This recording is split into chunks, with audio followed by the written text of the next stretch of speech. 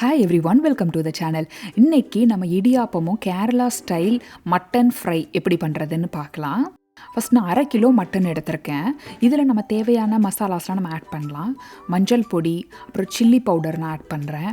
1 teaspoon chilli powder, அப்புறம் கொத்தமல்லி பொடி 2 டீஸ்பூன் ஆட் பண்ணுறேன். அப்புறம் பெப்பர் 1 டீஸ்பூன் ஆட் பண்ணியிருக்கிறேன். அப்புறம் தேவையான அளவு உப்பு சேர்த்துக்கலாம். தண்ணி ஒரு 1/2 கப் தண்ணி சேர்த்துக்கிறேன். இதில் ரொம்ப தண்ணி சேர்க்கணும்னு தேவையில்லை. இதிலருந்து தண்ணி வரும், அதனால் 1/2 கப் போதும். போட்டு நம்ம மூடி போட்டு விசில் வச்சிடலாம். நம்ம 3 விசில் வர குக் பண்ணிங்கன்னா நல்லா சாஃப்டாக சூப்பராக இது வெந்து ரொம்ப நல்லா டேஸ்ட்டாக ரெடி ஆகிடும். இது செய்கிறது ரொம்ப ஈஸி. நான் 1/2 கப்பு அரிசி மாவு எடுத்துருக்கிறேன். இதில் உப்பு சேர்த்துக்கிறேன். மிக்ஸ் பண்ணி விட்டுறலாம். நல்லா சுட சுட தண்ணி சேர்த்துக்கோங்க. இதில் நான் 1/2 கப்புக்கு 1.25 கப்பு கிட்ட நான் தண்ணி சேர்த்தேன்.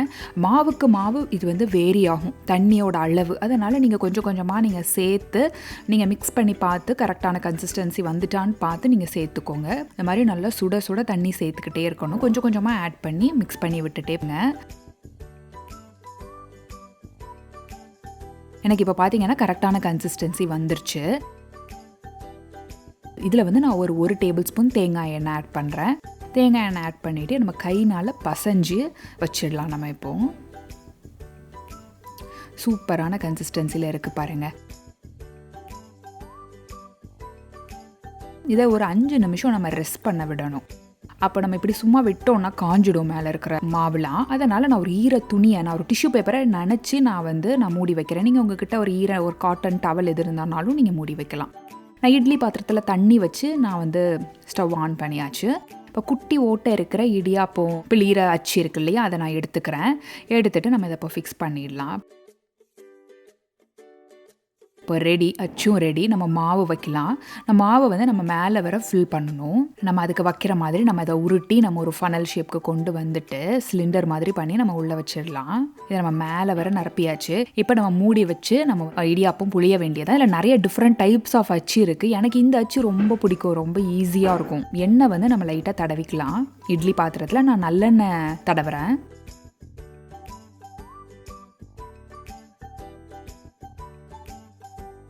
பாருங்கள், சூப்பராக இருக்குல்ல, பார்க்குறதுக்கே நல்லா இருக்குது. அந்த இடியாப்பம் புளிகிறது அவ்வளோ அழகாக சூப்பராக வருது மாவு. நம்ம ஃபுல்லாக நம்ம புளிஞ்சிருக்கலாம். இது நான் 1/2 கப்பு நான் இப்போ அரிசி மாவு எடுத்திருக்கேன். இது 3 பேர் சாப்பிட்றதுக்கு கரெக்டாக இருக்கும். சூப்பராக இருக்குல்ல, ரொம்ப அழகாக வந்திருக்கு. இதை நம்ம இட்லி தட்டில் வச்சு நம்ம வேக வச்சிடலாம். நான் கீழே இருக்க தட்டில் நான் புளிய மாட்டேன். ஏன்னா அதில் தண்ணி வருது, தண்ணி தேங்குது. அதனால் அதுக்கு ஒரு கீழே இருக்க தட்டை மட்டும் எம்டியாக வச்சுட்டு அதுக்கு மேலே இருக்கிற தட்டிலலாம் நான் வைப்பேன்.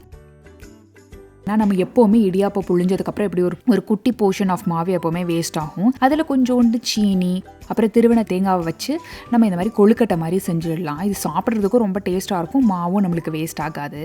அவ்வளோதான், ரொம்ப சிம்பிள் இதை செய்கிறது. இப்போ நம்ம மட்டனை நம்ம செக் பண்ணலாம்.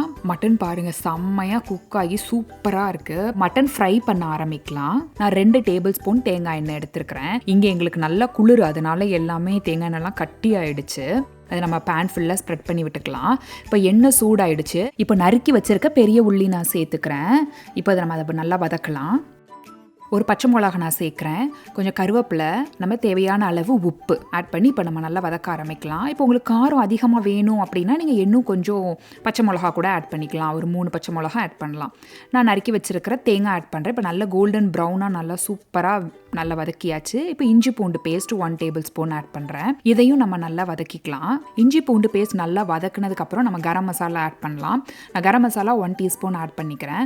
இதை நம்ம நல்லா வதக்கிட்டு இதுக்கப்புறம் நம்ம ஏற்கனவே குக் பண்ணி வச்சிருக்கிற மட்டனை நம்ம உள்ள ஆட் பண்ணிடுவோம். பாருங்கள், சூப்பராக இருக்குல்ல, செம்மையாக இருக்குது.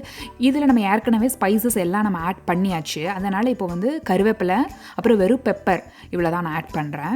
இது நல்ல வாசனையாக ரொம்ப டேஸ்ட்டாக இருந்தது. கொஞ்சம் இன்னும் ட்ரை ஆகணும். ஏன்னா நம்ம இடியாப்பத்தோட கொஞ்சம் ட்ரையாக இருந்து சாப்பிட்டா ரொம்ப நல்லாயிருக்கும். அதனால் நான் இன்னும் கொஞ்சம் அடுப்பில் வச்சு ட்ரை ஆக்குறேன். நீங்கள் அடுப்பில் வச்சு ஒரு 5 to 7 மினிட்ஸில் இந்த மாதிரி ஒரு ட்ரை கன்சிஸ்டன்சி கிடச்சிடும். மட்டன் ஃப்ரை சூப்பராக ரெடி ஆகிடுச்சு நம்மளுக்கு. இடியாப்பம் பாருங்கள் பாருங்கள், ரொம்ப நல்லா சாஃப்டாக ரொம்ப நல்லா வந்திருந்தது இடியாப்பமும்.